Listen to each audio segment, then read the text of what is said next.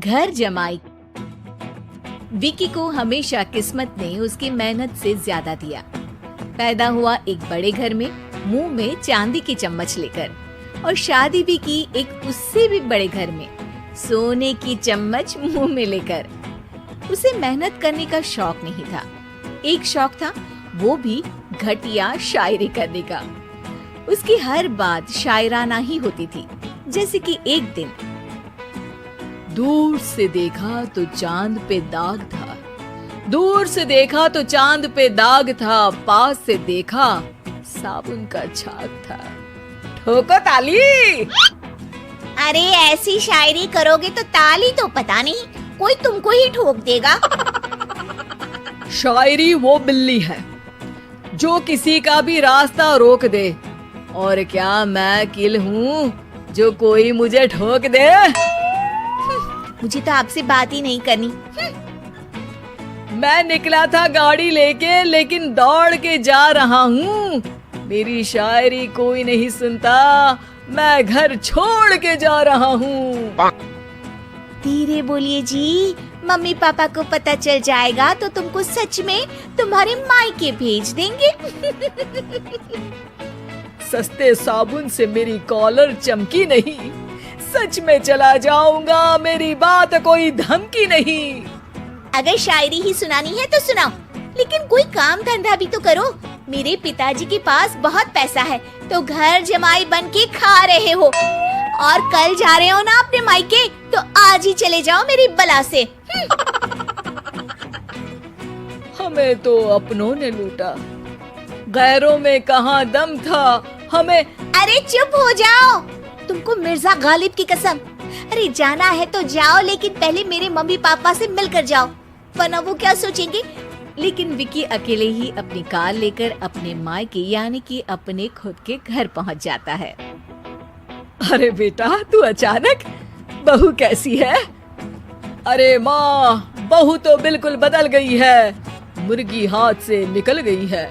अरे क्या हुआ बेटा? उसकी आती नहीं है, मेरी जाती नहीं है।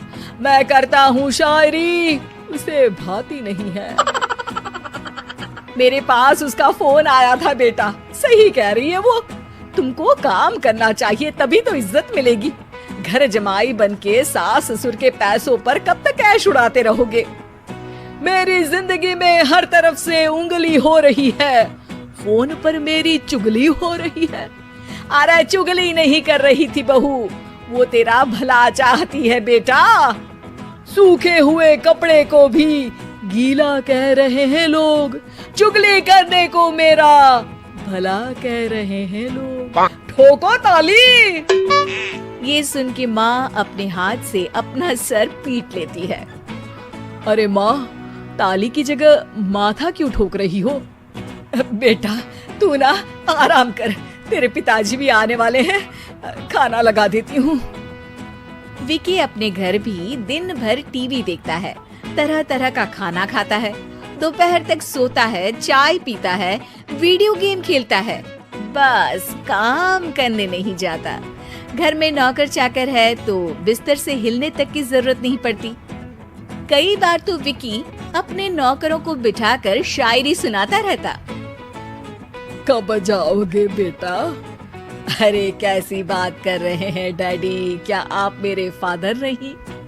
आप मुझे भगाना चाहते हैं क्या? ये मेरा घर नहीं। अरे नहीं बेटा, तुम्हारा ही घर है।